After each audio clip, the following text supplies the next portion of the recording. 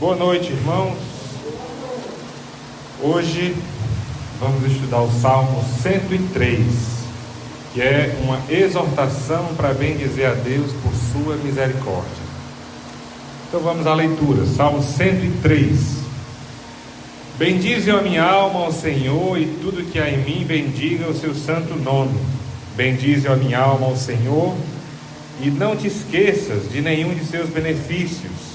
Ele é o que perdoa todas as tuas iniquidades, que sara todas as tuas enfermidades, que redime a tua vida da perdição, que te coroa de benignidade e misericórdia, que farta a tua boca de bens, de sorte que a tua mocidade se renova como a da águia. O Senhor faz justiça e juízo a todos os oprimidos, fez conhecidos os seus caminhos a Moisés e os seus feitos aos filhos de Israel. Misericordioso e piedoso é o Senhor, longânimo e grande em benignidade.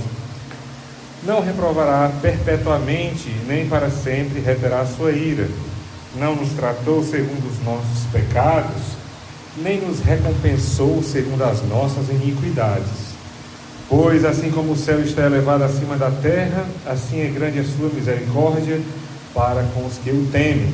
Assim como está longe o oriente do ocidente, assim afasta de nós as nossas transgressões. Assim como um pai se compadece de seus filhos, assim o Senhor se compadece daqueles que o temem. Pois Ele conhece a nossa estrutura, lembra-se de que somos pó, e bendizer a Deus pela sua constância. Quando ao homem os seus dias são como a erva, como a flor do campo, assim floresce. Passando por ela o vento, logo se vai, seu lugar não será mais conhecido. Mas a misericórdia do Senhor é desde a eternidade e até a eternidade sobre aqueles que o temem, e a sua justiça sobre os filhos dos filhos, sobre aqueles que guardam sua aliança, sobre os que lembram dos seus mandamentos para os cumprir. O Senhor tem estabelecido o seu trono nos céus, e o seu reino domina sobre tudo. Bendizei ao Senhor todos os seus anjos, vós que excedeis em força, que guardais os seus mandamentos, obedecendo à voz da sua palavra. Bendizei ao Senhor todos os seus exércitos, vós ministros seus, que executais a sua vontade. Bendizei ao Senhor todas as suas obras, em todos os lugares do seu domínio. Bendize a minha alma ao Senhor. Pedi ao pastor Laerto para fazer a oração, orando. Aqui nesse salmo tem muitas coisas que nós poderíamos orar, mas vamos orar em cima do versículo 8. Misericordioso e piedoso é o Senhor, longânimo e grande em benignidade.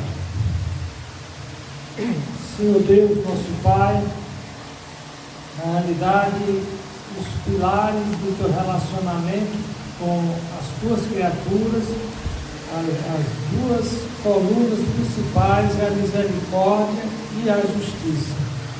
E nós dependemos, acima de tudo, Senhor Deus, da tua misericórdia. Como o salmista diz, misericordioso e piedoso é o Senhor, longânimo e grande em benignidade. E é exatamente por conta, Senhor Deus, dessa tua paciência, dessa tua boa vontade conosco, que ainda estamos vivos. Eu peço, Senhor Deus, que faça, Senhor Deus, renascer em cada coração o desejo, Senhor Deus, de te louvar por toda a tua benignidade, por toda a tua misericórdia, por toda a tua paciência para com cada um de nós. Como diz o profeta Jeremias, são as tuas misericórdias as causas de não sermos destruídos, consumidos. Obrigado por tua misericórdia. Seja com o pregador, que ele seja iluminado, guiado pelo teu Espírito Santo, a nos ensinar como, Senhor Deus, te louvar por essa tua misericórdia, pela tua justiça. Eu te louvo em nome de Jesus Cristo. Amém. Amém. Então, vamos ver qual é a tese desse texto, dessa mensagem que Estamos estudando o Salmo 103. Esse é um salmo de Davi, é um salmo que ele escreveu. Nós notamos aqui aquele padrão de Davi sempre louvando a Deus, sempre agradecendo a Ele, sempre lembrando dos feitos de Deus e nos convocando a fazer isso também. Ele diz para a própria alma dele, ele convoca a própria alma dele a louvar a Deus. Isso, por que ele manda? Porque ele sempre aqui você nota, são vários versículos que está numa voz imperativa, numa voz dando um comando, dizendo, ó, faça isso.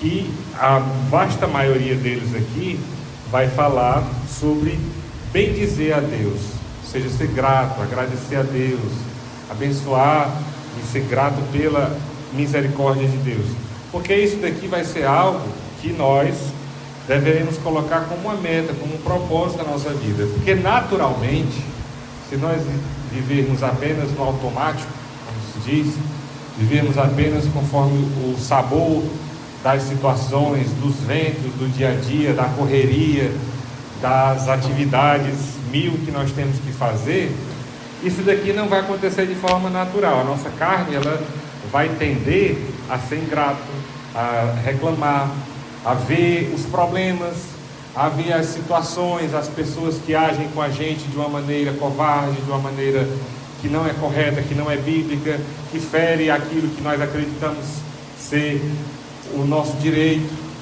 Basta, não precisa nem ser algo que é nosso direito, basta que esteja ferindo aquilo que a própria Bíblia diz que as pessoas devem agir. Então, na vida natural, o que nós mais facilmente iremos fazer é ter um coração que não vai fazer isso de maneira automática, que não vai fazer isso de uma maneira espontânea. Logo de manhã cedo, é mais fácil que nós estejamos preocupados com alguma coisa que vai acontecer pela manhã, pela tarde, pela noite, com alguma coisa uma conta que tem que pagar, com um assunto que tem que resolver, um problema que tem com uma pessoa para resolver. Não vai ser algo que a nossa carne vai fazer de maneira natural, simplesmente bendizer a Deus, simplesmente agradecer a Ele, louvar a Ele. Então isso aqui é algo que nós precisamos estar nos lembrando, assim como Davi estava lembrando a ele mesmo, lembrando da bondade de Deus. Ele diz aqui no 2, para não se esquecer de nenhum de seus benefícios, não tomar nada do que nós temos na nossa vida como algo que nós temos por direito automático, como algo que a gente já considera como, isso é o mínimo. Às vezes a gente vai se acostumar com alguma situação boa na nossa vida e a gente vai passar a achar algo que nós temos como, não, isso daqui, eu já tenho isso aqui como garantido. Então eu nem considero mais, eu nem lembro mais que isso aqui é um benefício que Deus me deu. Pode ser, vamos partir do básico, só o fato da gente estar vivo, só o fato da gente conseguir respirar, da gente conseguir andar, da gente conseguir ver, da gente conseguir conversar, escutar, os sentidos, né? Coisa bem básica. Quantas pessoas estão faltando algum dos sentidos? O pastor recentemente fez uma cirurgia no olho. Então, só o fato da gente enxergar, a gente já tem todo motivo para ser grato. Quantas pessoas não dariam tudo que elas têm só para poder ver?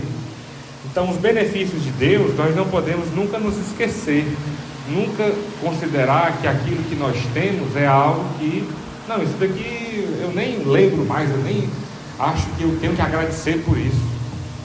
A gente naturalmente vai ter essa percepção. A gente vai, às vezes, dependendo do que a gente já fez, vai viver ainda uma vida de culpa, uma vida de autocomiseração, uma vida que a pessoa vai achar que não é digno de nem se chegar a Deus. E realmente nós não somos, mas em Jesus, no seu perdão, ao procurá-lo e seguindo aqui como o Salmo fala, ele fala que nós podemos ser limpos, que nós podemos ser perdoados.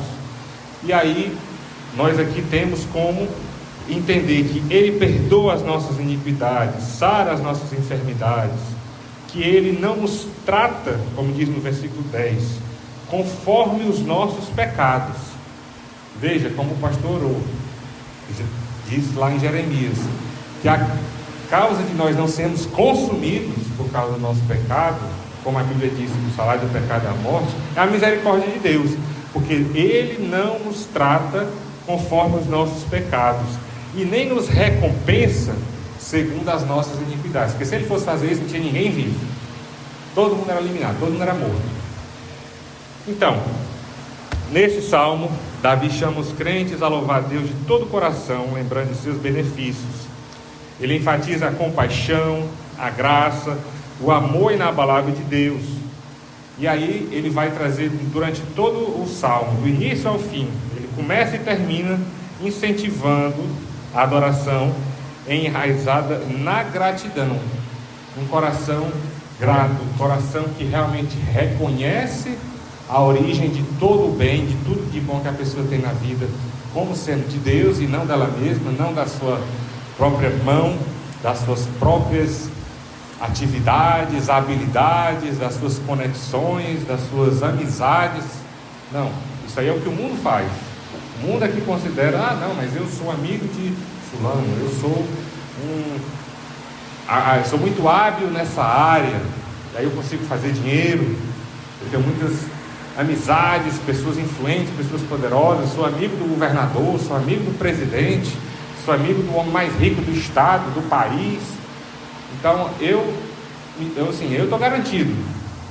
Aqui não. Aqui ele vai sempre voltar e dar toda a glória e fonte de todo bem como sendo para Deus. Ele vai enfatizar também a misericórdia de Deus como sendo infalível, perdoando pecados, removendo transgressões. Tanto quanto o Oriente está longe do Ocidente, isso já dá uma noção que não importa o que a pessoa fez, no sentido de não sendo o pecado contra o Espírito Santo, né, que a Bíblia fala, mas não importa a vida de pecado que a pessoa já levou.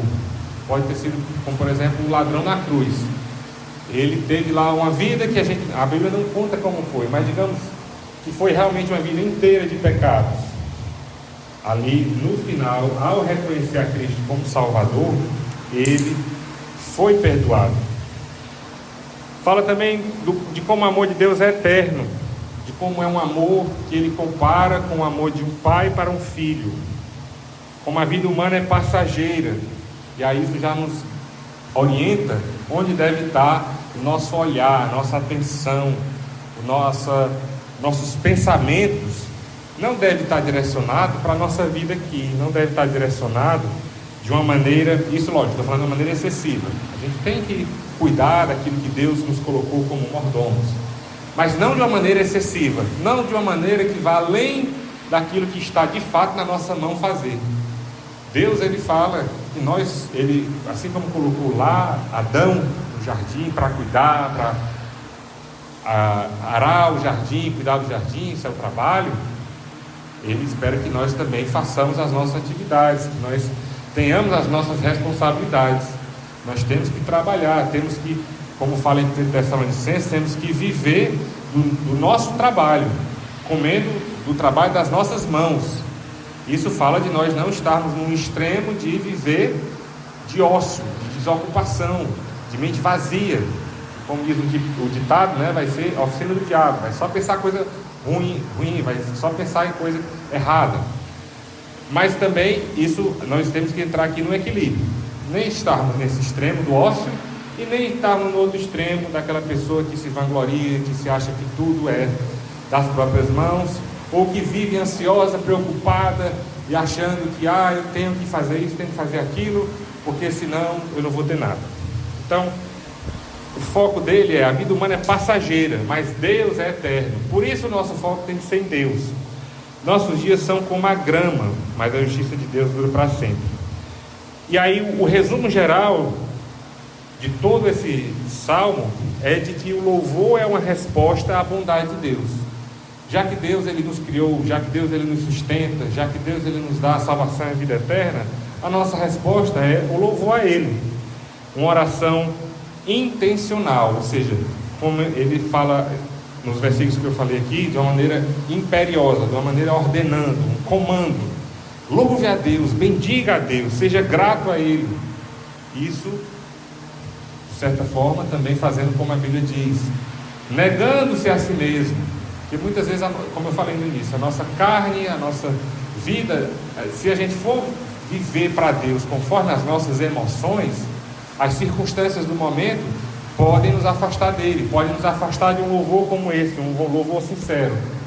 Mas para nós vivermos não baseado em circunstâncias, em momentos, em situações, no hoje, no que aconteceu agora ou aconteceu no passado e ainda está na minha mente, eu vou ter que deixar isso de lado e viver o louvor como uma resposta à bondade dele, olhando o poder dele, e não meus problemas, e não minhas dificuldades, não as coisas ruins que acontecem, não as coisas ruins que me podem acontecer, que eu estou com medo que aconteça, não com as coisas, pensando nas coisas boas que eu tinha e eu perdi, não pensando nas coisas que eu planejei e nunca tive, que eu tive um sonho que foi frustrado, que nunca foi realizado. Quando eu era adolescente, quando eu era criança, eu queria tanto fazer tal coisa, nunca consegui realizar. E aí tem gente que passa uma vida inteira frustrada, presa nesse pensamento, e é incapaz de reconhecer e de agradecer a Deus pelo que Deus realizou na vida da pessoa. Fica apenas preso num pensamento que nunca vai permitir que ela chegue num ponto de louvor e gratidão, como fala aqui. Então vamos aqui, irmãos.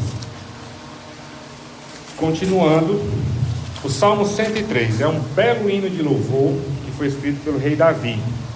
Celebra a misericórdia, o perdão e a fidelidade de Deus. Como eu disse, ele começa ordenando a sua alma que bendiga ao Senhor, independente do sentimento e das circunstâncias. Ele vai listando as bênçãos de Deus, como perdão, cura, redenção, amor e provisão. Também ele destaca a justiça, que Deus ele não é apenas bondade e justiça. Nós vamos ver um pouco mais à frente sobre isso. Ele é também, não é apenas bondade e misericórdia, ele também é justiça, a paciência e a misericórdia de Deus. Então, e aí ele faz esse contraste da fragilidade humana, de tudo como o homem constrói, tudo como o homem faz. Pode ser uma pirâmide do Egito que está lá há 3, 4 mil anos, mas aquilo ali é apenas pó, é apenas areia, da mesma forma como ele fala aqui, que assim somos nós. Ele contrasta a fragilidade humana com o amor eterno de Deus e conclui com um chamado universal para que toda a criação o adore. Então, algumas verdades desse salmo, vamos ver aqui alguns exemplos. Um primeiro exemplo que nos ajuda a ver isso aqui de uma maneira bem prática, que Deus fez isso ilustrando como é o amor dele. Jesus contou sobre o filho pródigo. É um exemplo poderoso da natureza perdoadora de Deus. Lembra? Aquele filho pródigo era um filho que chega e pede para o pai a herança dele, com o pai ainda vivo. Isso era uma afronta, né? Estava na praia dizendo: por mim o senhor já tinha morrido, mas já que não morreu, me dê minha herança. Isso é uma afronta muito grande. Mas aquele pai, muito misericordioso, muito bondoso, pega e dá a herança dele.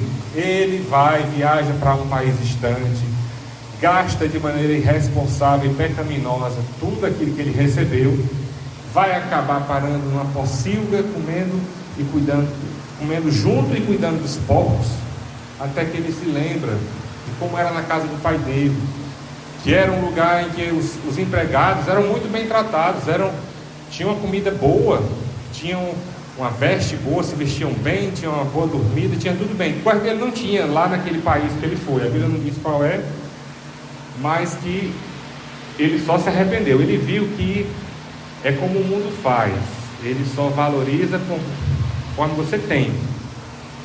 Tanto tenha, tanto valha, nada tenha, nada valha. Ou seja, quando ele chegou lá com um saco cheio de dinheiro, ele era o rei, e era a sensação. O tempo foi passando, o dinheiro foi se acabando. Quando o dinheiro se acabou, ele não tinha nem onde cair morto.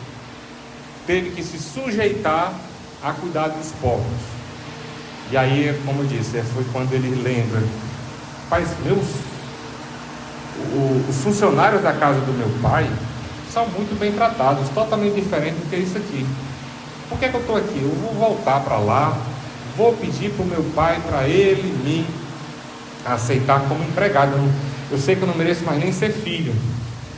Ele volta e o pai o recebe com todo amor e compaixão.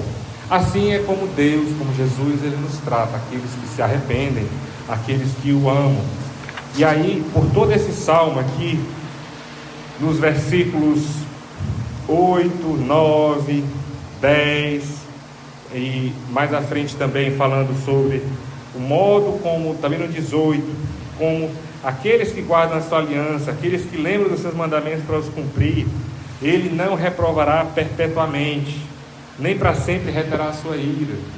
Ele não vai tratar conforme os pecados, ou seja, vai fazer como o pai do filho pródigo. Era para, num conceito humano, natural, vingativo, era para o pai dizer: rapaz, você fez o que fez e agora simplesmente quer voltar.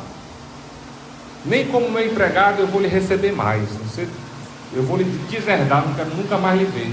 Acho que a maioria das pessoas, com um filho que fizesse o que ele fez, acabaria tratando assim. Ou se o recebesse de volta, talvez fizesse como ele estava dizendo: não, eu quero ser o empregado mais humilde, mais simples, eu vou dormir ali com os animais, que ainda é melhor do que dormir lá com os porcos que eu dormia lá no outro país. Provavelmente o pai dele não criava porcos. Era uma prática que não se fazia em Israel, criar porco. Então, provavelmente ele talvez fosse viver lá com os cavalos, com outros animais, que seria talvez um pouco melhor do que com os porcos. Então ele estava pronto a isso. Fala também da humildade dele, do quebrantamento e arrependimento dele. Quando o pai dele viu isso, lógico assim, eu digo, partindo como aquele pai era um exemplo do amor de Deus, ele não vai tratar aquele filho dessa forma como ele estava falando. Vai tratar ele com todo amor, com todo carinho. Recebeu ele, pôs nele uma roupa nova, botou um anel no dedo dele, que isso era uma honraria muito grande, tinha um significado muito grande na época. Hoje em dia não é tão mais relevante isso, as pessoas não homenageiam tanto com anéis, exceto talvez o quê? Em formaturas, né? Quando alguém se forma em algum grau, aí tem lá aquela questão do anel. Mas naquela época existia um anel, era algo que realmente era algo muito valioso. Falava de uma honraria, de um reconhecimento, de algo que realmente quem estava dando aquele anel estava dizendo: olha, esse aqui é alguém que eu prezo muito, que eu quero muito bem, eu estou homenageando. E aí o pai dele faz isso. E se você comparar com o que o irmão fez, né, o irmão dele foi amuado ali, foi com um canto, ficou chateado, com a cara feia, um pouco parecido com o que Abel fez, né? Não chegou a fazer o que Abel fez, mas ficou chateado, não gostou não. Aí foi reclamar com o pai: tanto tempo que eu estou aqui me servindo e o senhor nunca me deu nem um cabrito, um bode para eu comemorar com meus amigos, para eu me alegrar com eles. E aí o pai lembra: olha, você é meu filho, você sempre está aqui comigo e tudo que é meu é seu. Será que a gente não deveria se alegrar com seu irmão que estava perdido e se achou? Então é assim que Deus faz, é com o amor de um pai amoroso que cuida do seu filho, mostra profunda compaixão, que perdoa os pecados do filho arrependido, do filho que se quebranta, do filho que volta realmente mudado, arrependido. Aí quando ele fala da vastidão do oceano, né, como a misericórdia de Deus, o oceano se estende além do que podemos ver ou medir. Então ele, quando fala aqui no versículo, qual é o que fala do oceano? E quando ele fala sobre essa questão do oceano, como está longe do Oriente, do Ocidente, quando ele fala de toda essa forma de perdão, isso daqui está dizendo que Deus ele não vai medir o tamanho do seu pecado, ele vai medir o tamanho do seu arrependimento.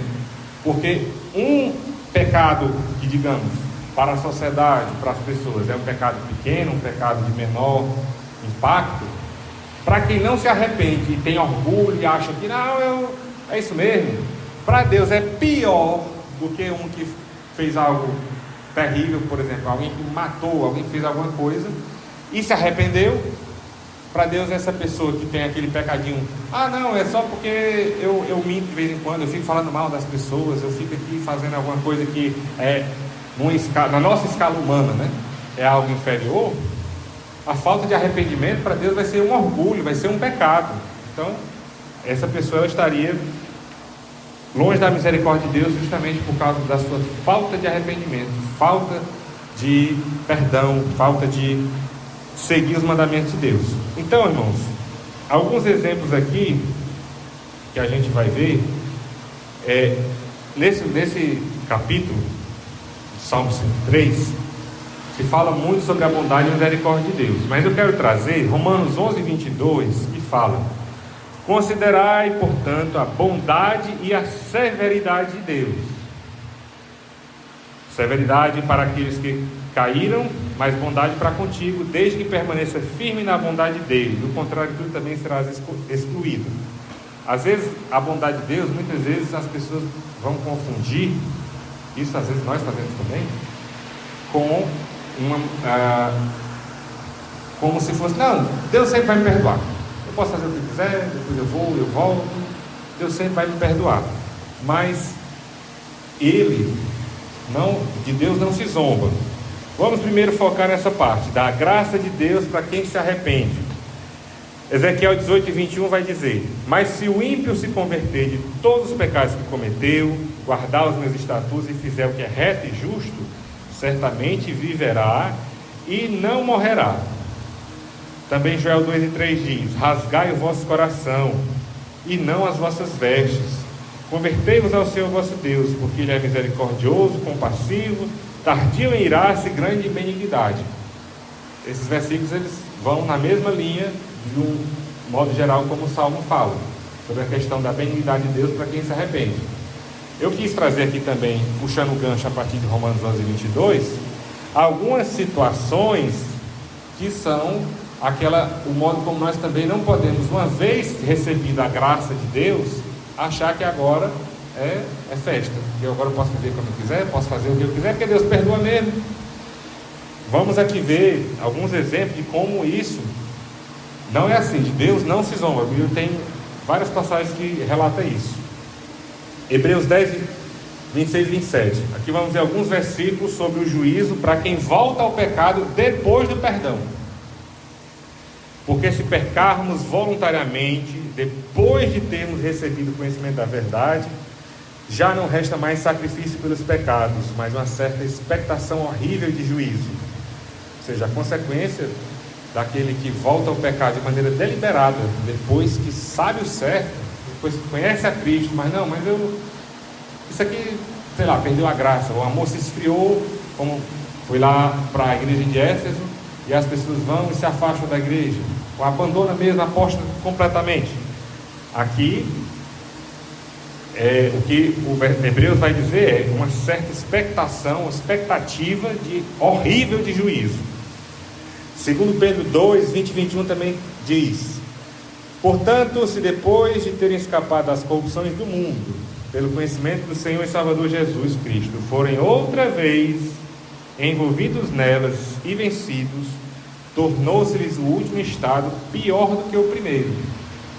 Aqui são aqueles crentes que apostatam da fé, são as pessoas que, conhecendo a Bíblia, conhecendo a palavra de Deus, elas se voltam para o pecado original, para aquelas práticas antigas que tinham abandonado. A Bíblia diz que antes de Jesus voltar, esse será um dos grandes sinais, a apostasia, e o abandono da fé, o abandono da igreja, vai ser um dos grandes sinais que vai ocorrer antes da vinda dele, antes do arrebatamento.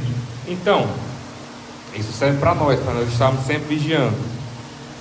Também Jeremias 18:10 diz: se aquela nação fizer o mal perante mim, não ouvindo a minha voz, então me arrependerei do bem que tinha dito lhe faria, falando de Israel. Aí aqui também eu trouxe um exemplo bem prático, como foi na Bíblia, e aqui de um povo inteiro, a cidade de Nínive. Quem conhece a história de Jonas? Lembra? Jonas, ele foi convocado por Deus para advertir Nínive. Teve a tentativa deles de fugir, Deus acabou mandando um grande peixe, levou ele lá na porta de Nínive. Você vai pregar para Nínive, nem que eu tenha que mandar um peixe lhe engolir e levar para lá. Ele foi, pregou para Nínive, eles se arrependeram. Com a pregação de Jonas, o povo se arrependeu e Deus retardou o juízo. Ele deixou de fazer aquele juízo que Jonas foi lá pregar. E quando a mensagem de Jonas para Nínive era: ainda 40 dias e Nínive será destruída. Ou seja, se vocês não se arrependerem, em 40 dias Nínive será castigada por Deus, seria totalmente destruída. Eles receberam aquilo, se arrependeram e imploraram o perdão de Deus. E Deus ouviu e perdoou. Aí Deus diz: viu Deus as obras deles, como se converteram do seu mau caminho. Jonas 3:10, isso. Se converteram do seu mau caminho, e Deus se arrependeu do mal que ele tinha dito que eles faria e não fez. Então, Nínive foi poupada na época de Jonas. 100 anos depois, aproximadamente, depois que aquela geração que havia sido poupada por Deus, eles deixaram a conversão que houve naquela época de Jonas, provavelmente os filhos dele, mesmo padrão que acontecia com Israel, durante, por exemplo, todo o livro de Juízes, né? Cada geração que Deus ia lá, libertava, fazia uma obra milagrosa, fazia eles serem libertos dos seus inimigos, aquela geração se arrependia, mas a próxima, os filhos dele geralmente iam lá e voltavam às práticas antigas, e acabavam sendo castigados de novo. Aí Deus mandava o libertador, depois ele se afastava, o libertador, afastamento e libertação, é o ciclo de Juízes. Nós vemos aqui com o livro de Jonas, o livro, mas vamos ver de Naum, esse ciclo acontecendo com uma nação pagã, mas na verdade não foi um ciclo, foi só praticamente aqui uma vez. Nínive foi alertado uma vez por Jonas, se arrependeram, foi poupada, mas quando eles foram e voltaram para seus maus caminhos, eles não tiveram direito a um ciclo para ficar voltando a mesma coisa acontecer de novo, como foi com Israel. Eles simplesmente, com o livro de Naum, foram dizimados, e a nação assíria realmente foi ali, com Nínive, foi eliminada. Então, cerca de 100 anos depois, o povo de Nínive voltou ao pecado e à violência. Deus então anunciou o juízo definitivo por meio do profeta Naum. O livro de Naum, ele basicamente é a história do profeta que tem o seu nome, e as profecias em relação a Nínive. Os ninivitas não eram os mesmos que se arrependeram através das profecias de Jonas, já era a próxima geração. Então, ao longo dos 3 capítulos, vamos acompanhar as profecias ditas por Naum. O povo de Nínive teve a chance de se arrepender dos pecados e voltar suas vidas a Deus, anos antes, com a ida do profeta Jonas, mas eles acabaram abandonando tudo isso, acabaram voltando para as práticas de violência, dominação e idolatria que eles faziam antes de Jonas chegar. E quando Deus fez o juízo dele por meio do profeta Naum, foi um juízo definitivo, porque o juízo veio e Nínive foi totalmente destruída pelos babilônios e os medos por volta do ano 612 a.C. Eles não tiveram direito a um ciclo de pecado e libertação, como foi com Israel. Tiveram direito a uma oportunidade de arrependimento e depois o juízo, que foi eliminado. Então isso fala de como nós devemos levar com seriedade a palavra de Deus, a misericórdia dele, para não sermos como esses povos que a gente descreveu aqui.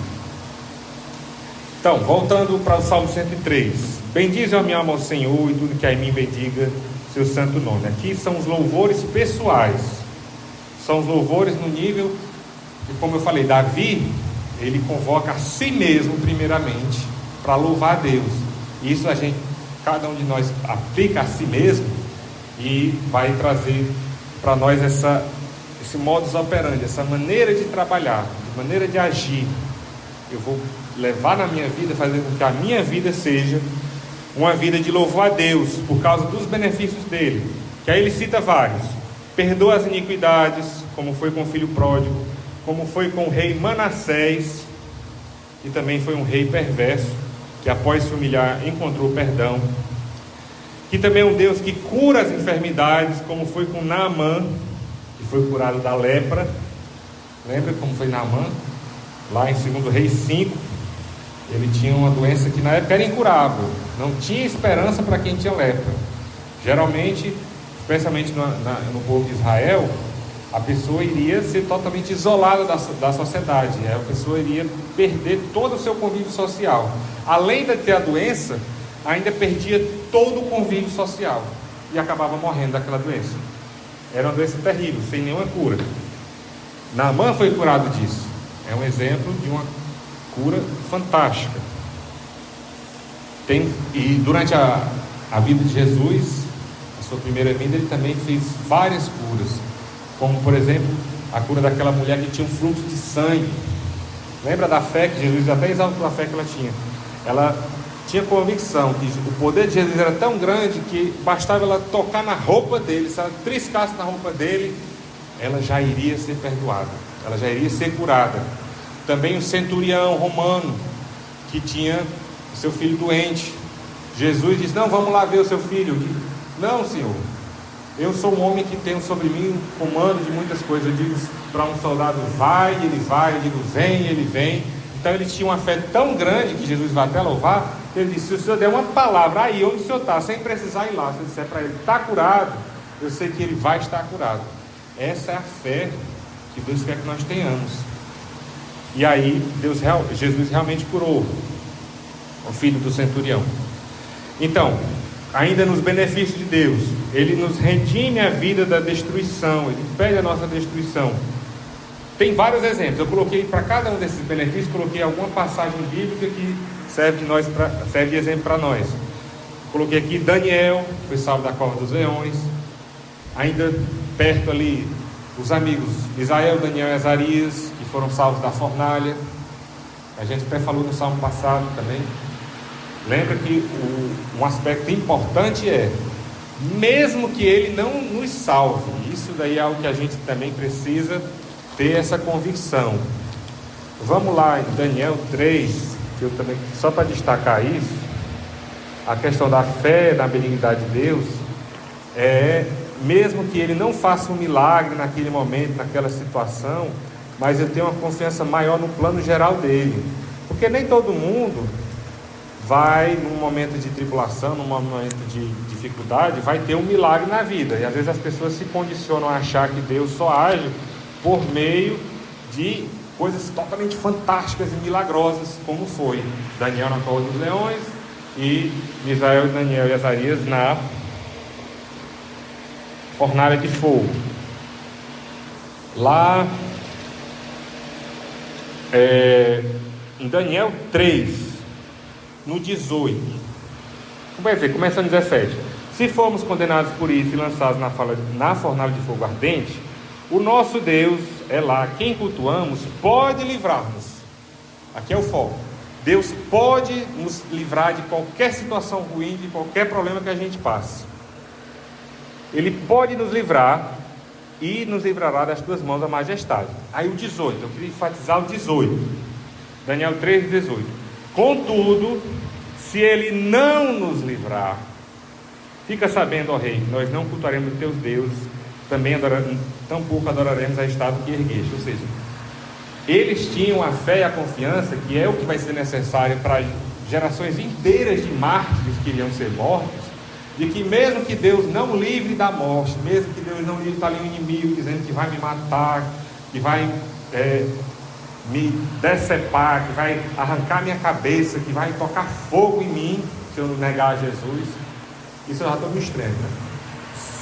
Mesmo que eu passe por essa situação, eu não vou negá-lo, eu não vou negar Cristo, eu não vou adorar, cultuar os outros deuses, nem adorar a estátua que ergueste. Isso daqui, gerações inteiras de cristãos passaram pelo que está aqui no 18. Nem todo mundo passou pelo 17, que é ser livrado milagrosamente. Tem algo fantástico que livrou a pessoa da morte. A maioria passou pelo 18, que é Deus permite a pessoa passar valendo pelo fogo queimando mesmo, sem ser o fogo da fornalha lá que não queimou, que não chamuscou nada, eles saíram inteiros. Mas mesmo assim, eles não cultuaram Deus, eles não negaram a Cristo. Isso, por exemplo, durante o Império Romano, os séculos que o Império Romano perseguiu os judeus e cristãos, durante todos os séculos da Igreja Católica, da Igreja Reformada, que também perseguiu a muitos, todos esses tiveram que confiar e ter fé em Deus, na bondade, na misericórdia dele, mesmo passando pela morte, mesmo passando por torturas, por uma morte dolorosa, uma morte terrível. E eles viveram o que está aqui em Daniel 3 e 18, que é mesmo que Ele não faça, mesmo que Ele não me livre, mesmo que Ele me permita passar pelo fogo. Isso é o que a gente vai mais ver. Essa é a fé verdadeira, a fé que realmente eu não preciso de milagre, eu não preciso de algo sobrenatural, eu não preciso que desça um anjo do céu e mate o meu inimigo. Não, meu inimigo pode até me matar, mas eu não vou negar Cristo por isso. Meu inimigo pode até matar a minha família, pode até destruir tudo que eu tenho, como foi com Jó, mas mesmo assim eu não vou seguir a instrução do mundo e dizer: meu Deus te abandonou, amaldiçoa ele e morre, como foi o que a mulher dele disse. Ele vai ter uma fé que diz, é capaz de dizer: o Senhor deu, o Senhor tomou, bendito seja o nome do Senhor. Então eu não jamais vou me esquecer dos seus benefícios, vou sempre lembrar de que Ele já fez por mim, que Ele me coroa de benignidade e eternas misericórdias. Aí temos aqui o exemplo de Ruth. Ruth, ela entrou na linhagem de Jesus, ela faz parte da ascendência de toda a linhagem que chegou desde Adão até Jesus. Então, era uma estrangeira que encontrou favor e misericórdia, tornando-se parte da genealogia de Jesus. Isso aqui fala do fato de que a salvação, ela foi dada primeiro aos judeus, que a Romanos vai chamar da árvore, do tronco, e vai falar também das folhas que foram enxertadas. Somos nós, os gentios, que Deus também teve misericórdia, assim como teve aqui. Eu coloquei Ruth, Raabe também, que não era da descendência, não era judia de nascença, mas fez parte da linhagem de Jesus também. Na verdade, tudo isso aqui, Ruth, ela é neta, não, ela é moabita, mas ela está na linhagem que veio primeiro Raabe e depois veio Ruth, né? Então, elas duas, elas representam a salvação que Deus dá também aos gentios, colocando eles no nível de ser considerados na linhagem de Jesus. Ele também é aquele que sacia a boca de coisas boas, para que a nossa juventude se renove como da águia. Aí eu lembrei aqui de Elias, que lá em 1 Reis 17, 18, 19, fez grandes milagres contra Deus. Quando Jezabel disse que ia matar ele, o homem ficou abalado, ficou com medo, ficou ansioso, ficou triste. E aí Deus vai lá e fala com ele, não como diz lá, num trovão, num terremoto, coisas grandiosas, miraculosas assim. Deus vai lá e fala com ele apenas por uma leve e suave brisa, e conforta ele, dá a ele comida e ânimo. Nessa passagem é interessante, tem o pão um dos pães que acho que na Bíblia é o pão mais poderoso, assim, tirando o próprio Jesus, que se coloca como um pão também, mas um pão que vai dar a Elias a força e a energia para caminhar 40 dias, uma coisa fantástica, milagrosa também. Mas é aquele que sacia de coisas boas, que nos dá força para enfrentar a vida. Então, isso era dos 1 ao 5. Depois dos 6 ao 18, ele vai dar um foco maior em louvores nacionais, uma coisa mais ampla. Já é um louvor do povo de Israel, podemos entender isso também como um louvor da igreja.